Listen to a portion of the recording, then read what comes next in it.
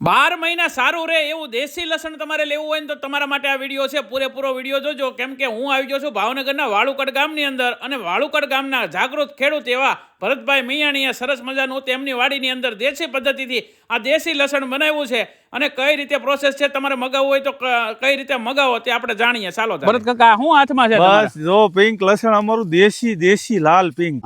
અમે લાલ કહીએ પણ આમ પિંક લસણ આવે આ. અને આ લસણ અમે આખા ગુજરાતમાં 230 રૂપિયા કિલો આપી છે, લોદર સાથે એટલું આવે.